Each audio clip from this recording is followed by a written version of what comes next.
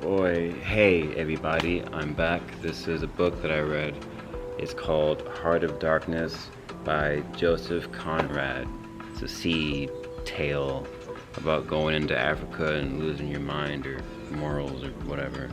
Like, I tried to read it in high school back in the day, but I fell asleep.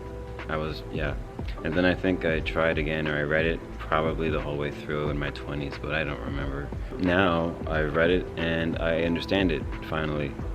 So this should be, you know, a book. So this book is like, it starts off with bro just on a ship, like leaving England, going I guess somewhere, and then everyone on the boat is bored already and don't know, it's just whatever, no one's talking. And this cat Marlowe, who you don't even know, starts talking about, this too was one of the dark places of the earth, a savage land back when the Romans came and conquered it. So he's already on something, and he starts this whole tale about going to Africa and what that was all about for him. And yeah, everyone is like super behaved, like no one interrupts him or anything. He just gets to talk the entire time. And anyway, I'll get to that when I talk about the story. Joseph Conrad, English isn't his first language, it's Russian I think, but he was a man of the sea, whatever that phrase is, so he knew English, knew languages, right? And so he wrote a lot in English. I used to think that this book was hard to read because English was a second language. I was kind of fishing for any excuse as to why it was difficult for me to understand this thing. But that's not the reason it's hard to read. The pacing is just weird. I'll get to that later.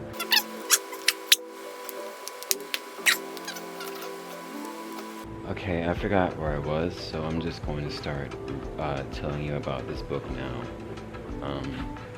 Yeah, right there. Just click over there, and I'm gonna be real with you. It's been 120 years. If you don't want this book spoiled for you, I really hope you haven't watched Apocalypse Now. Okay.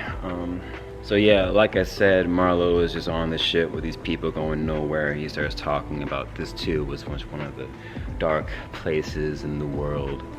And I gotta say right off the jump, bro is just mad salty, right? Like, insert bad joke about being a salty sea dog, but he really more like, RuPaul's Drag Race salty, like Fashion Police salty. Bro just has like issues, right? And it just comes out the side of his neck, making jokes at everything's expense, but like saltine humor, right? Super dry. Anyway, he starts talking about the story, how he was in shore for, kind of doing nothing, and he wanted a job. He get a job, and heaven knows he's miserable now. He invites his aunt. I think his aunt knows someone at the company. He gets some gig over there getting ivory, or to see kind of what's up in the African interior, because they can't find the man Kurtz or something. I don't know exactly when that part of it becomes clear in the story, because the way this thing is written, it's like an oration of just some guy freaking spinning his yarn. The pacing is such that he's just telling you the story as it pops into his head linearly. He's not jumping time too bad. I'll put it this way, he doesn't jump backward in time to catch you up. He just goes like, okay, now we're here, now we're in America, now we're at the Congo, now we're in the interior. It's almost like he's trying to lose you. That's why it's so difficult to read this book and why I couldn't catch it the first few times around.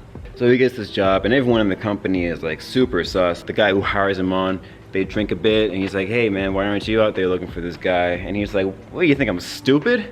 The doctor who's doing his physical wants to examine his head with those calipers. And he's asking like, yeah, has anyone in your family ever gone insane? Okay, so then he's on to the boat, yada yada, and he's going down into Africa, and he sees this ship, a warship, just firing into the continent. Like, and the people on the shore were like, oh yeah, that'll get them, like as if there's some enemy in the bush. All right, hey kids, missed a spot here. This section that involves the man-of-war ship firing into the continent is highly symbolic. The theme overarching here is that Africa represents the things inside of us, the primal urges and lusts that are controlled by the society that we prop up around ourselves. And the Africans, it is not explicitly stated, but the implication is that their societies are closer to this primal truth, in that Western culture has obfuscated it for the sake of, I don't know how to say that. I don't know what that would mean. I can't give meaning to culture. When the ship is firing into the continent, it's symbolic of Western culture trying to control the untamable truth inside of all human beings. I might be wrong, but I'm not far in that. So start from there. Anything else that you think of symbolically will probably give you at least a B on your test. So, all right, kids. When he gets to like the first like little spot where his company is at, he sees this chain of Africans like chained up by their necks carrying some stuff. Like, and the guy's like, oh yeah, they're criminals. Which is like, what do? Steal a 5-minute break? Like, what? This is like a lawless land. You're gonna just call these people criminals and brand them? Just say they're just say you enslaved them. Like, relax. It's 1902. This is still kind of chill.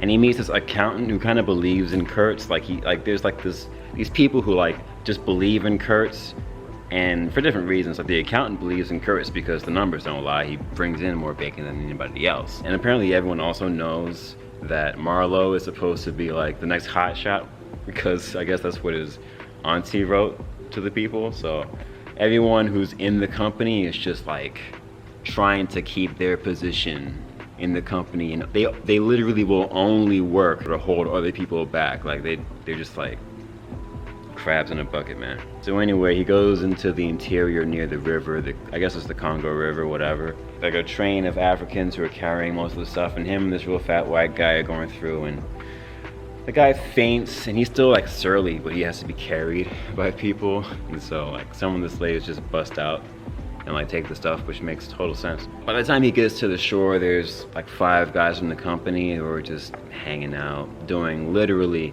as little as possible, just like making up excuses as to why they can't do their job. And Marlowe can't do his job. He's supposed to captain the steamboat, or the last guy got shot or something. And the steamboat has a giant hole in it because it scraped the bottom of the river.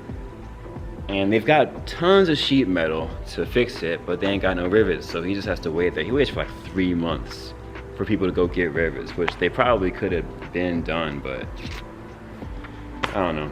By the way, let me just get this out the way right now. I'm not gonna say that this book is racist per se.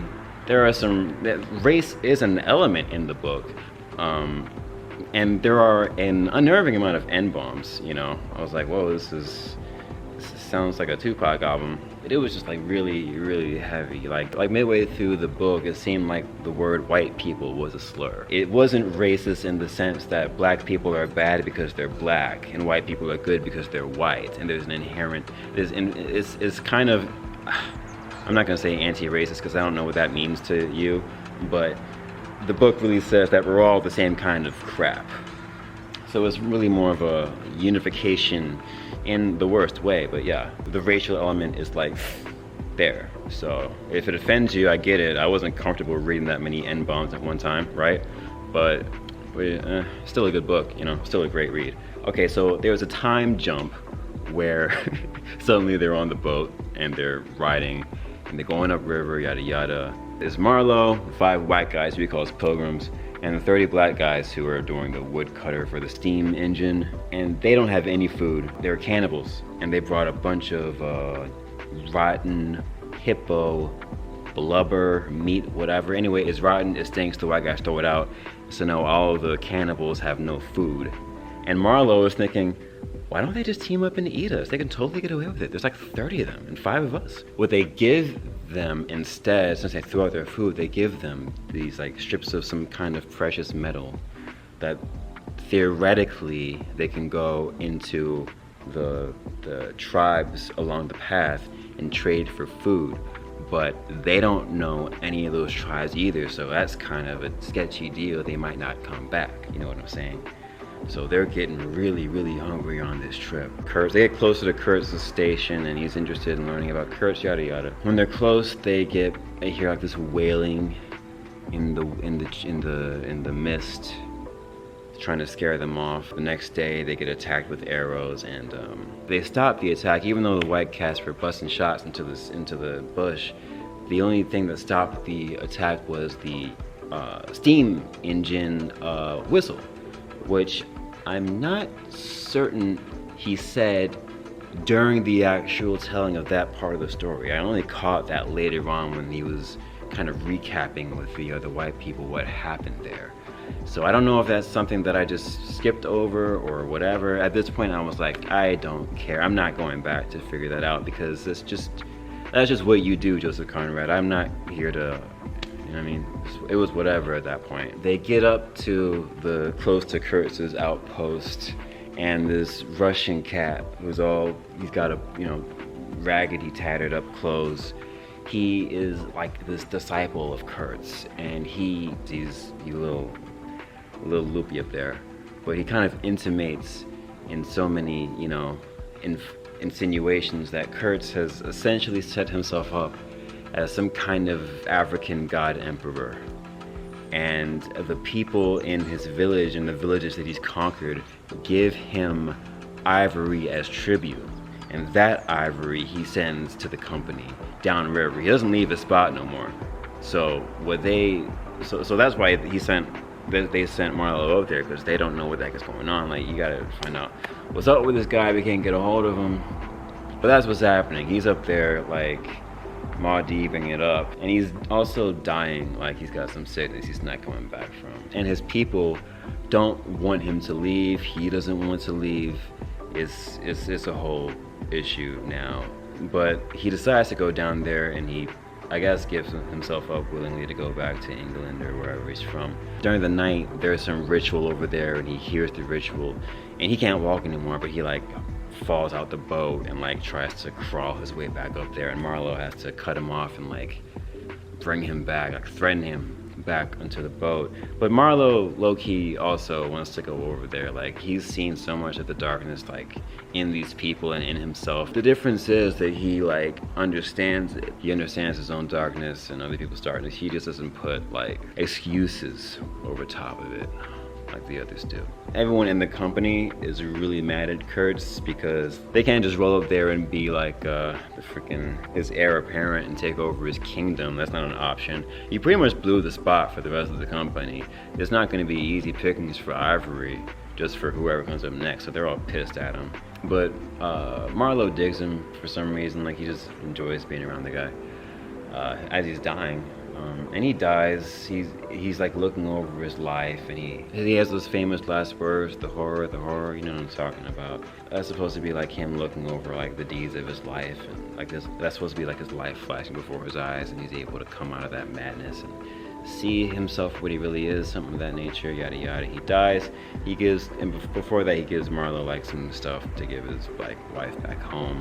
Okay, so then he goes back to the company in Europe, and he doesn't give everybody all of his documents all at once. He gives some to this guy, some to that guy, just because some people are like shiesty and weird. A year later, he only has the stuff for Kurtz's wife, or whatever she was. And so he goes to see her, and she's okay, this is the most annoying character ever penned, is Kurtz's wife. Just like a year after he died, and she comes out like wearing all black, still mourning his death. And like, she's talking about how great Kurtz was and how no one understood him as well as she did because they were so close, or she loved him so much, or whatever. She made the whole thing all about her. I couldn't stand this chick, but for some reason Marlowe thought that there was some kind of like purity or innocence about it because she wasn't cognizant of the darkness that he had became, and by extension, the darkness that's present in all of human instincts. So he like coddles her ego in this way, which is just, I mean, that was just so ignorant. Like, her whole seed is ignorant. I didn't believe her for a second. I'm sure she was back there doing opium or something, and then she got the call that, oh, one of my dead husband's friends is coming, I better put on this black dress. So anyway, Marlowe screws up and talks about hearing his last words, and she's like, oh, I want to know what his last words were. Please let me know. And he's like, his last words were, your name. And she's like, my name, I knew it. She breaks down crying, and I really hope that he doesn't know her name. Like, cause I don't know her name, and no one wrote it down. I don't know what her name is. So I really hope that he was like, oh, he said your name, and she just bought that. I mean, she got so high off that validation, dude. Anyway, great book, 4.5. 4.5 stars, yes. Like, I haven't been able to chew on a book mentally so much as I have this book since I read The Stranger. I have like an idea as to what's going on in bro's head during the attack when the helmsman died. The helmsman, the black guy who was piloting the boat with him, died, and as he's dying, he sees this look of horror kind of grow over his face before he dies, but there are no words for it. Just like the last moments of life where he sees where he's going. Yeah, that's what he said. He saw where he was going. Like he was like that's the look of someone's face before they crush the threshold into hell. And then like I already knew how the book ended, so I was like, oh, that's why he's so salty, is because he's seen so many people die during this terrible life. He's seen the helmsman die, he's seen Kurtz dies, and they're living this dismal, painful, hellish life, and then there's no rest. There's nothing but eternal suffering afterwards. So he's sitting there thinking, okay, I've seen people die and go to hell, and everyone I'm sitting with is going to die and go to hell, and I'm probably going to die and go to hell. That's my impression of why Marlowe is so pissed. So I'm not sure if I said this at all even during my little spiel, but this darkness is not covered at any time, from the people who are in the office in Europe down into the heart of the Congo with Kurtz and back in Europe with Kurtz's wife. There's never a moment when people are not driven by their baser nature. It's just in the Congo, there's not the scaffolding of English common law to keep you under any kind of control. If you want someone dead, you should shoot them because your will is the only law out there. That kind of thing is what like destroys people. And so that's why when Kurtz, like the guy who was Kurtz's political friend back in England was like, oh yeah, Kurtz was always going to be a superstar. He should have gotten into politics. He always knew how to make himself believe anything. That internal ability manifested in its darkest, in its worst possible way out there by becoming a despot, a god emperor for profit. Also, an interesting point here is the names that they call the Africans. There's a really awesome section when Marlowe runs into Kurtz's spot and he sees through his binoculars that those little round shapes on the end of those fence posts are not little decorative balls but human heads, and the Russian tells him, yeah, those guys were rebels. I shocked him excessively by laughing. Rebels. What would be the next definition I was to hear? There had been enemies, criminals, workers, and these were rebels. Those rebellious heads looked very subdued to me on their sticks. Marlowe, throughout the book, calls them savages, which, relax, people, Twitter.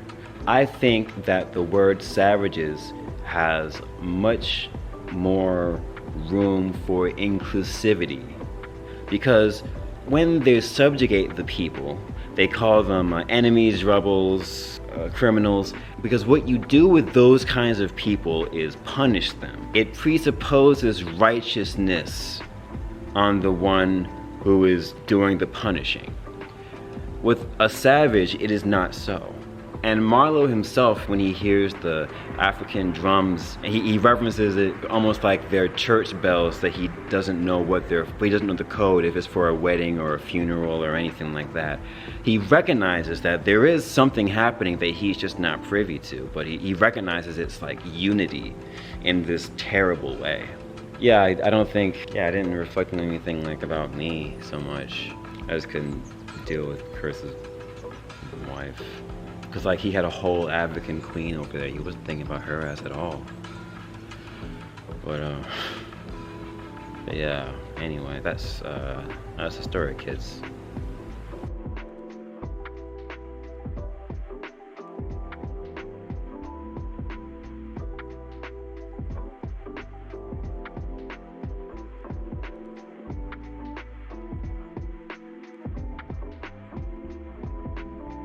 You know what the most dangerous thing in America is, right?